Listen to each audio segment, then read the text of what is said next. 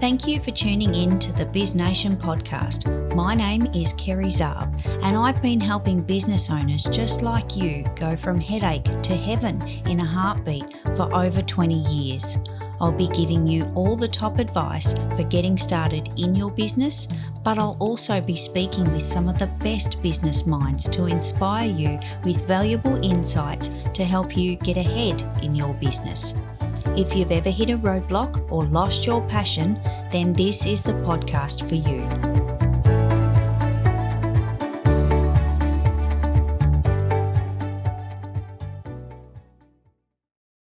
Good morning, good afternoon, or good evening. This is the BizNation podcast. I'm Kerry, and this is episode number 50. Now, on this episode, we've got something just a little bit different.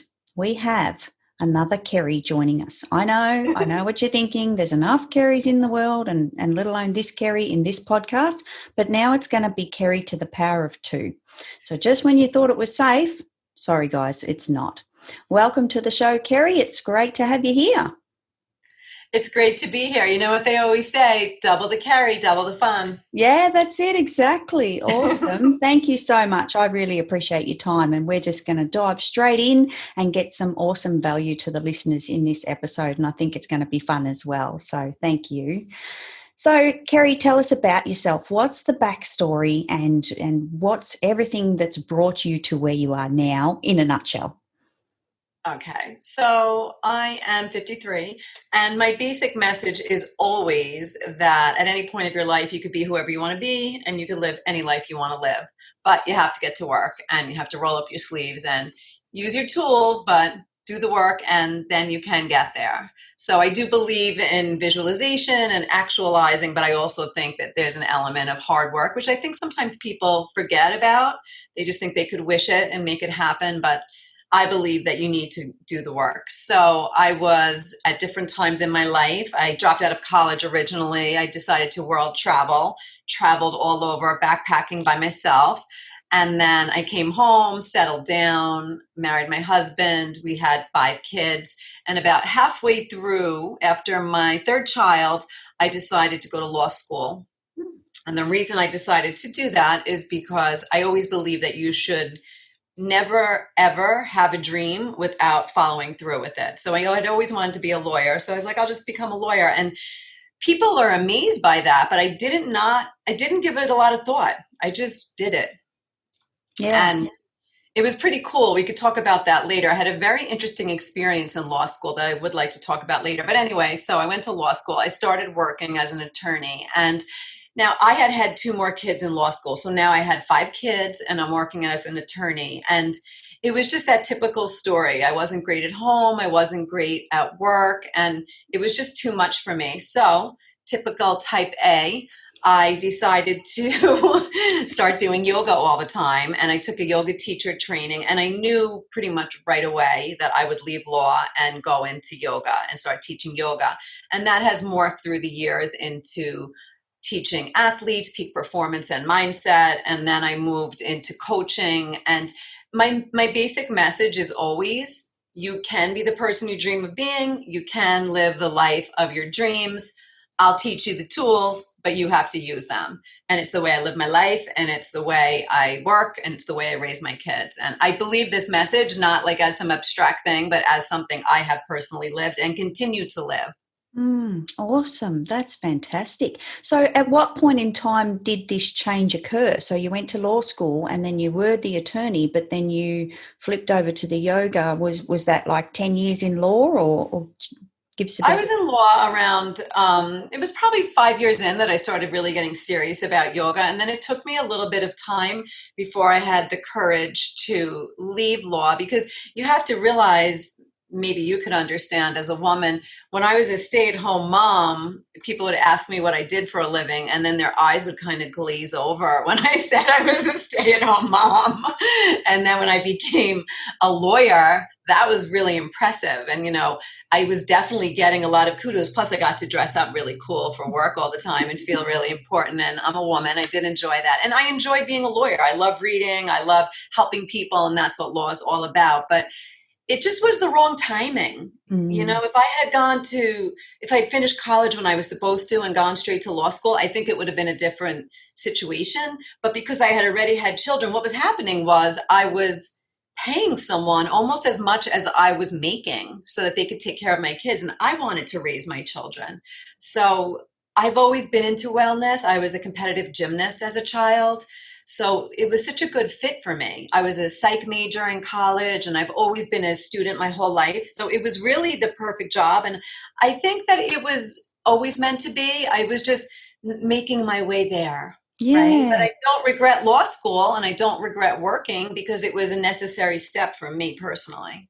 Yeah, definitely. And I think that's something that a lot of business owners we all experience the journey. We all have a journey. And some people that I speak to say, oh, if only I knew back then what I know now. And if I could change, 20 years ago, if I could turn back time and I could make up for, where I am now and maybe be further ahead. But I think it's really, the journey is what makes us. It really creates the human that we are today.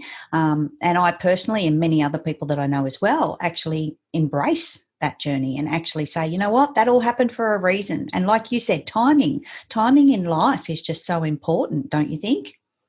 Totally. And it's very interesting. So every time we love to take road trips, my husband and I travel a ton with our children. And I was always the type that was like, let's get there as fast as we can. I was destination person. And my husband was always like, can't we just take a side road? I was like, absolutely not. We must get there quickly. But I said to him the other day, I said, you know what? I think you were right about that. I wish I had that's the one thing I do wish on road trips. Mm-hmm. I do wish I had taken the side roads because I tend to be very focused and driven. And for me, my life's path hasn't really been that way. My life's path has kind of woven around, and it's made me who I am. And I loved the journey, and every step was necessary. I had to go to law school. I ended up being the valedictorian, and it gave me the confidence to realize, like, wow, I could do whatever I want. If I could go to law school with 3 kids, have 2 more, and be the valedictorian, it sort of ripped the roof off of what I believed about myself. I was like, I really can do, it built my confidence up. And I learned I was a really good writer. That's why I was a valedictorian. I learned I was a great writer, which was interesting because when I was in high school, all I ever dreamed of doing was being a writer. And my high school English teacher said to me, you're a terrible writer. Oh. So I had that idea in my head. So I literally believe I went to law school to learn I was a good writer. And now I'm writing a book. So that's the reason.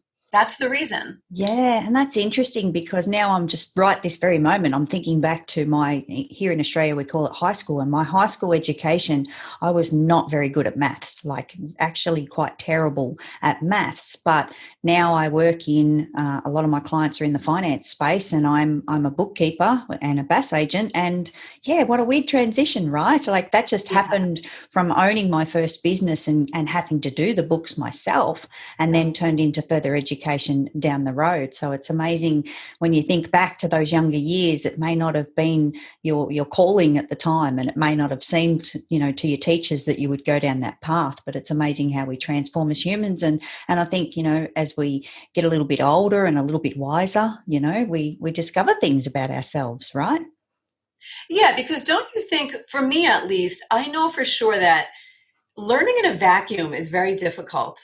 I need to have a reason. So my own personal learning, I can learn anything. But if you sat there and said, oh, Kerry, just go learn this topic, if I don't have a reason for it, if I'm not using it for my work or to teach, I am not as motivated. So that's part of it, isn't it? Yeah, so right. I remember many, many years ago, someone gave me a textbook to how to use Microsoft Excel. I'd never touched it. This was many years ago. And I looked at this book and I flicked through the pages and I'm like, what are these blocks? What does this mean? Like, it just didn't make any sense whatsoever. Because you're right, I didn't physically have something to use it for. And I can't read a book and learn something. I need to be hands-on. I need to, it's trial and error and play as we go and test and measure and all that kind of stuff. So, yeah, super interesting, I think. Yeah. I love that. And I learned in the last year, I have learned so many skills on the fly because I was always teaching in person and I had to pivot and start teaching online. So I had to learn all the tech. I didn't know it. And I'm still learning things on the fly. And again, I'm glad I realized that, because now I want to write this book. What stopped me always? I don't know what you do with the book once you write it. I could write the book, but then Mm, what happens? I mm. didn't want to write the pitch letter. I didn't want to send it to 10,000 people. I didn't know how to do it.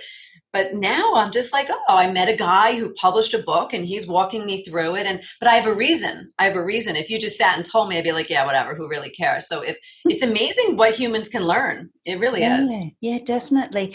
So take us back, because the pivot, everyone has experienced 2020. We're now into 2021. This COVID space is eventually going to go away, but it's transformed so many lives and so many business owners' lives.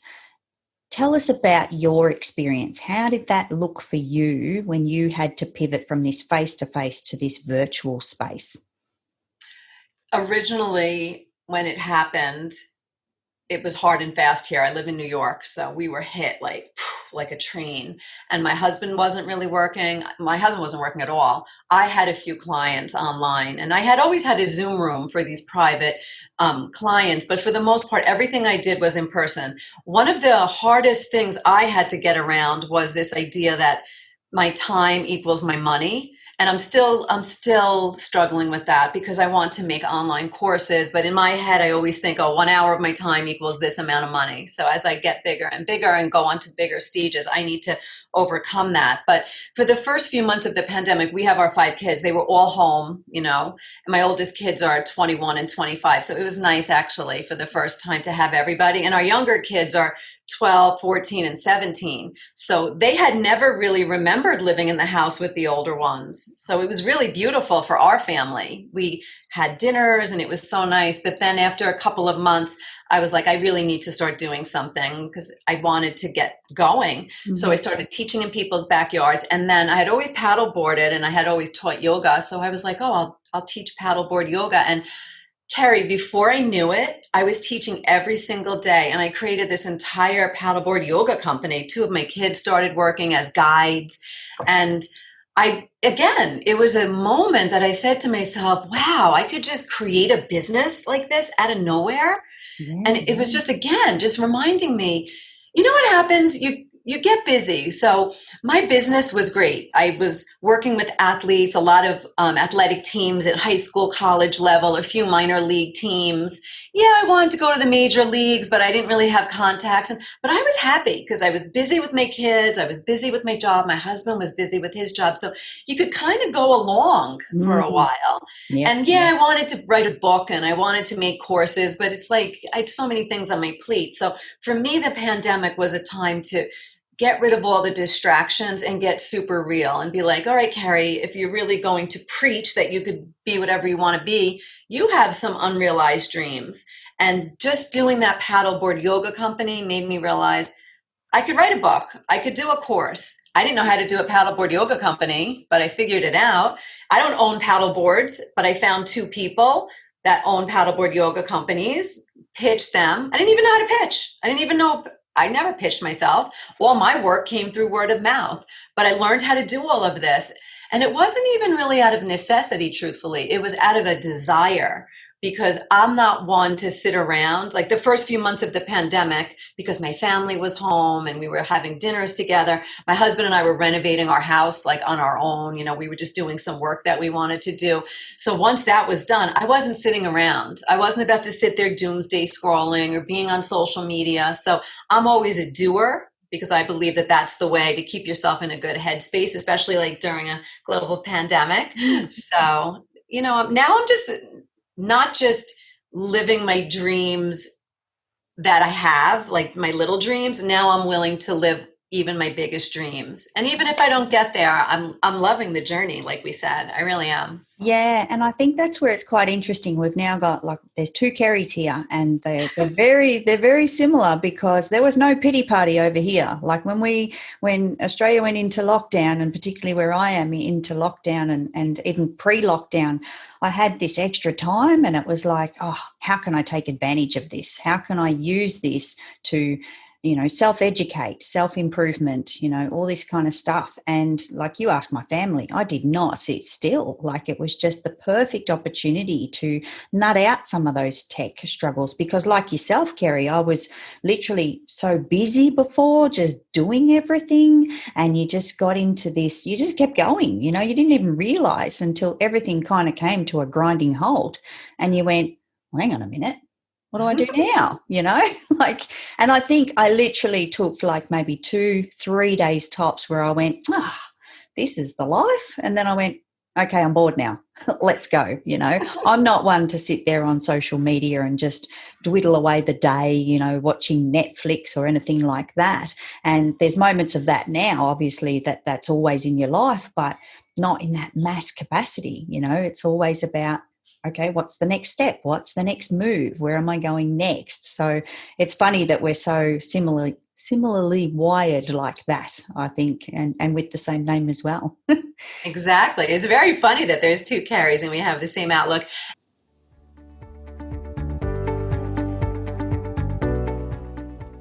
You're listening to the BizNation podcast. I would love to connect with you outside of the podcast, and you can find me on Clubhouse, Instagram, Facebook, or LinkedIn by searching my name, Kerry Zarb, or directly on my website at kerryzarb.club. And don't forget, if you need more support in your business, you can find the community on Facebook at BizNation Support Group.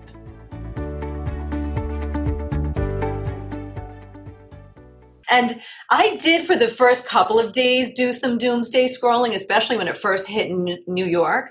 But I'm very self-reflective and I'm also a lifelong student. So I was like, you know what, this is not good for me. Like I remember one night, it was maybe the second or third day when we were really put in, like we really all did lockdown at first. And I was taking a bath. I take a bath every night. And then I realized I was doomsday scrolling. I was looking at the news, like what's happening in Italy. And I was like, all right, you're in your bathtub. This is your sacred space. That was always where I go. Every night I go into the bath, no matter what I was doing in life. With my 5 kids, things are crazy. My teenagers are acting up, whatever is happening. Go into my bath at night and relax. And then I'm on my cell phone. And I said to myself, okay, you're done now. Put this phone away. I actually put a meditation track on. Mm-hmm. And then I just started to educate myself. I started reading all those books. I have hundreds of books that I haven't read. So I started reading my books and taking my courses. And that was what made me get through the pandemic. Everyone's like, how'd you stay so calm? I'm like, because instead of doomsday scrolling, I studied. Yeah. I studied and I studied and I studied all the topics that I love and I wanted to study. I really sharpened a lot of my skills. Yeah, and I kind of did the same over here as well, I confess, because I started a spreadsheet. I started tracking the statistics of COVID and what was going on. It was intense. You were like really taking it to the next level. I feel like a slacker now. My whole nerdiness just fully came out with this Google spreadsheet, and it was ridiculous, right? But I didn't take it on board in my mind. I just did it. It became like a little task of the day. It was like my daily check-in at the end of the day to see what was going on in the world. And yeah, I think I got to, this is really, really sad to say, I think that was from March right through till about October. And October came around and it was actually coming up to my birthday, and I went, why am I wasting my time with this? I just had a moment, like I hadn't taken it in, but at that moment I just went, you know what, I've done my analysing. I'm okay now. I know where this is going, and things had gone up and down all over the world and all that kind of stuff. So I just didn't need the information anymore, but I was fortunate not to have taken it on board, like I was just doing it more out of curiosity than anything else. And that's a curious thing though, because I think what you were doing is what I saw a lot of my clients doing. It's what I saw doing. That was your way of coping. That was your way of tending to it without letting it come in. Yeah, right. I tell everybody, everyone's just like, I feel more tired. I feel this. I'm like, look, we're in a global pandemic. We could all have the greatest attitudes in the world. I do have a good attitude, but I feel a lot more tired because we're constantly having this like we're always tending to it, even if we don't think so. And no one told us we had to be in a marathon for a year. True. No one told us. I told my kids 2 to 4 weeks, this will all be over, you know?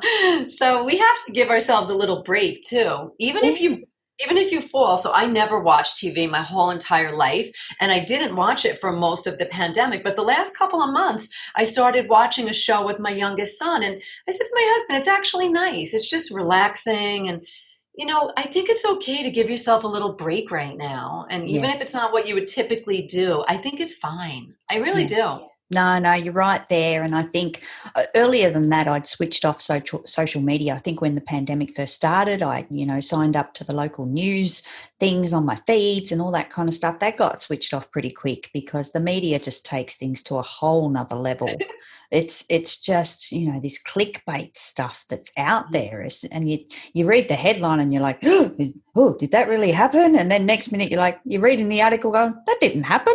They're not even talking about that. What the hell? That's exactly right. So bizarre, so bizarre. But I think, this whole global pandemic it's still so surreal to me. Like it's just, even saying it now, and it's been, I think, almost 12 months here in Australia that we've been talking about this, actually almost to the day.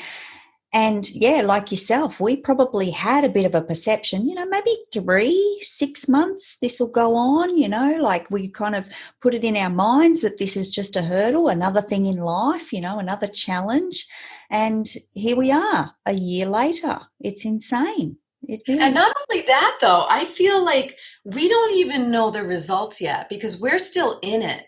And I say to people, especially people who are thinking about pivoting to a different area, I noticed a lot of people are really tapping into their hearts right now. And they're like, I have a great job and I make a lot of money, but I just feel like I'm here for something else. And I say to them, you probably are. Mm-hmm. You probably are. And tap into it now. Maybe it could be a side passion project. And that's what I suggest to people. If they want to move to a different area, you don't have to give up your job. Keep your job, make a passion project, do it from love, and you don't know where it will lead. Yeah. And seriously, we're in a global pandemic. We are. And we have to just get through this right now. And the world is changed. We all should realize that. It is. Yeah, definitely. And that's where this podcast came from, by the way. It was literally, oh, really? Yeah, it was literally like businesses here were suffering, and it was this sudden kind of, like I said, we all hit this massive roadblock. And I just went, I've been meaning to do a podcast for a very long time. I've never made the time for it. So it's my time to give and try and help others, so that's where this all evolved from.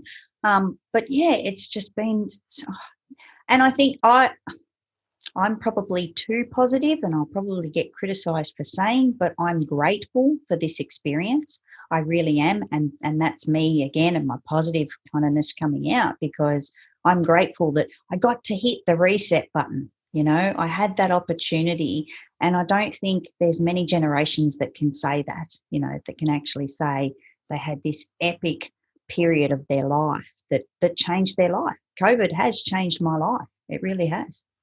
Well, look, I think that you get to decide always. I think this is the message for all of us. You get to decide. You can't change that there was a global pandemic. A lot of people fought against it. People are angry. They want to attack each other. They want to talk about mask, no mask, all these different issues. They don't care about those things. They just don't want to deal with the fact that the world has changed dramatically. They need to change. People don't want to change. Change is hard. But you always have a choice in life. We are going to be confronted with good and bad, the highest peaks and the lowest valleys. That's how life is. Yeah. Life goes up, it goes down. In everyone's life, darkness falls. We know it, okay? It fell to the whole world, and you have a choice. You have a choice to sit and cry, and I'm not saying there's no place for that. I think it's good to sit and cry sometimes, but then you have to wipe your tears and get moving, because action is the only thing that keeps you feeling okay. When you're sad and depressed and you just go sit on your couch and watch Netflix for 5 weeks, it's not going to make you feel better. It's just not. And there's plenty of times I don't want to get up and learn how to get a book published. It's a pain. I don't even want to write it sometimes, but it's the only thing that makes me feel better. And I'll tell you something, I never regret it after I'm done. No. When I force myself to do it and I write a chapter, I'm like, oh, that was pretty good actually, right? Yeah. It's the getting yourself there. Go sit down, do it. and then worry about how much you liked it after. Yeah, cool. I love that. Thank you. Now, I want to dive into a little bit more about this. I confess, your space of yoga confuses me. Can you please explain the board? I'm not understanding the board with the yoga. Can you break that down? I'm just a little bit. Oh, the paddleboard yoga. Yeah, Do you know what a paddleboard is? I do. Don't we stand on it with like a row stick kind of thing on the top of the water? So this goes with yoga? Yeah. So you only do it in a location where the water is very calm. Yep. And so I had to learn how to be a weather woman. I had to download all these apps because you have to know the tide. It can't be higher than a certain amount of knots per hour with the wind. And I'm not good with that. So like one of the people who I was contracting with, he owned the boards. He'd be like, south wind. And I'm like, good? Or like, is that bad? I don't know.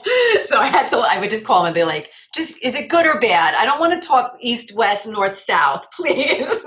Because one kind of weather, if it's wind in one direction, it sweeps you off to sea if anything happens.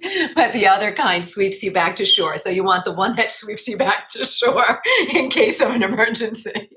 And plus you have to watch because if there's like a quick lightning storm that comes in, you can't be out there. So anyway, you paddle out. Mm-hmm.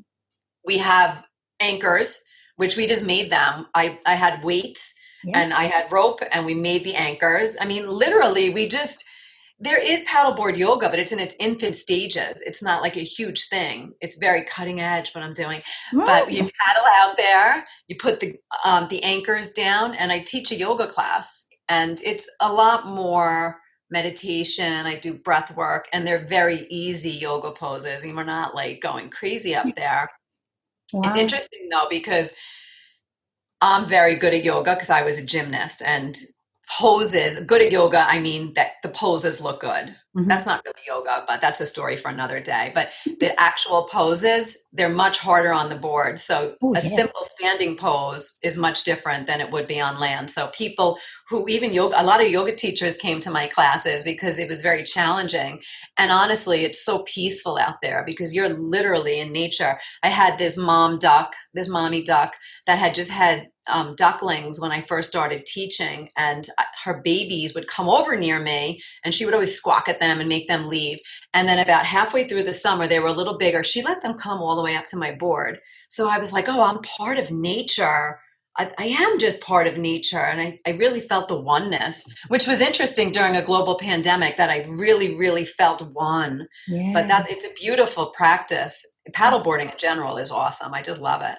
Yeah, I'm liking the sound of this combination, but the stillness of the water and that tranquil surrounds. Oh my God, it just sounds amazing. And I'll tell you what, I haven't heard of it here in Australia, so maybe we're kind of reaching another audience here.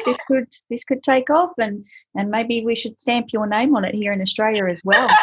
Go global, The yoga teachers, paddleboard yoga. Yeah. Go hard or go home, right? Like, really. Listen, if there's any yoga teachers in Australia and you know how to paddleboard, you're just one step away from being the cutting edge yoga teacher, paddleboard yoga teacher in Australia. So I am planting the seed in you, if you're listening, to go out there and start your own business.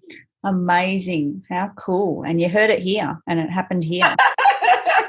And if it becomes big, Kerry, the two Kerrys are taking responsibility, period. Absolutely. Checks are in the mail. I hear you. I'm going to be like, Kerry, remember when we brought paddleboard yoga to Australia?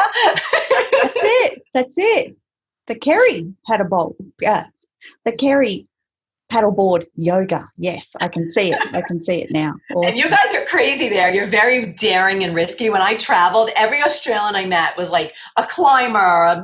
They would jump out of airplanes. So you guys will probably take it to the next level. So I'm very eager to see what Australian paddleboard yoga morphs into. I just had this visual. I know this is crazy, but I just had this visual of the paddleboard and the bungee rope and the yoga all together. Like, it could...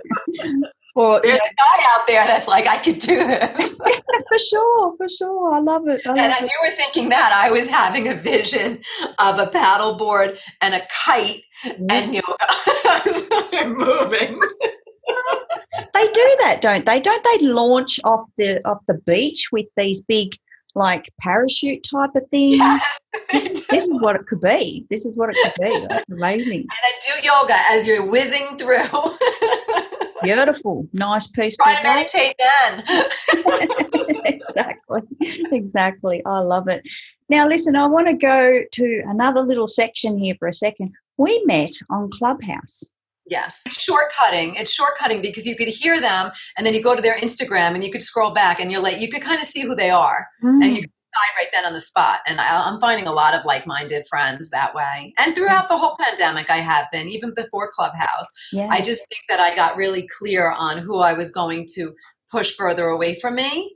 And once I did that, once I moved away, I needed to move away the people who were going to bring me down because I felt like this is a crazy thing that's going on. I have to stay in the best headspace possible. I can't have those people who drain me. I always have a lot of people around me who sort of like plug into me because I have so much energy. So I was like, during this pandemic, I'm not doing that. And it's been really empowering to me. And I've actually made another pivot now with my clients. I no longer want to work with people who are just going to stay in their space and they don't have any real skin in the game. They're not really looking to move forward. I now only want to work with people who are moving to the next level, that they're motivated and they're moving. I think I used to just let anyone come to me, and now I'm being a lot more careful with that because that's my energy. I have to protect it. And I got a lot more serious about that during the pandemic. Again, it's for the same reason. In day-to-day life, you're running around, you're helping people, you're doing whatever you do, you're working with your client, you're not paying attention to your energy, you're exhausted, you don't have any energy anyway. So. Yeah. No, I hear you there, and it's definitely a great space to be in. And likewise, working with people that are like-minded, like-minded in their drive and their passion, it just makes a world of difference, doesn't it? Like it really does. Yeah. And then I feel like I'm doing something instead of just being someone that you're really just giving your problems to, and then next week we'll talk about the same ones again. Yeah. I don't think that I'm in that space anymore. I think that that's when you're a new coach, you do a lot of that. Yeah. But I felt that the pandemic, it's been terrible. It's been so sad, but it's been a time that we never could have had, that we can learn and grow and transform and connect and do things. I used to think to myself, what will happen in society? Because my oldest son's 25, and I remember from when he was a baby till now, it was like every year it got faster and faster and faster, and then smartphones, and then faster and faster. And I used to say to my husband, what's going to happen? We can't keep speeding up like this forever. I mean, I didn't want this to happen. No. Something had to happen. No, I think you're right, because life was getting pretty intense, like you say, things are getting faster and responses are needed quicker and people want to buy things faster and the world's moving quicker. It's like I know that the earth rotates, but it's like that was speeding up as well, and it's kind of like, someone's got to put the brakes on, and this has effectively done that, I guess, really. Yeah. Awesome. Kerry, this has been amazing. What a great conversation. Thank you so much. It was meant to be, the two Kerrys together. I'm telling you, the two Kerrys could not have gone wrong. No. And I think the fact that I didn't overthink it probably helped as well. So that's a bonus. We could have done just a whole comedy routine on the two Kerrys. I mean, we would have a lot of material with two Kerrys. Plus, we brought paddleboard yoga to Australia. We did a lot tonight. I know. And you're talking about podcasting. I can help you with that. I am thinking about writing a book, so you can help with that. And it's made. It's all made. It's going to be amazing. So thank you. I really appreciate your time. Now, for those that are listening, where can we find you? Well, the best place to find me is Instagram at The Yoga Teachers, or my website is the same name, The Yoga Teachers. I'm The Yoga Teachers across all the platforms, but I mainly use Instagram and my website. I find most people get me through Instagram. They just DM me there. Yeah, awesome. Wonderful. Kerry, thank you so much again. It's been amazing. I've really enjoyed it, and we will chat again really soon, I have no doubt. Absolutely. Thank you, Kerry. Thanks for having me. Thank you.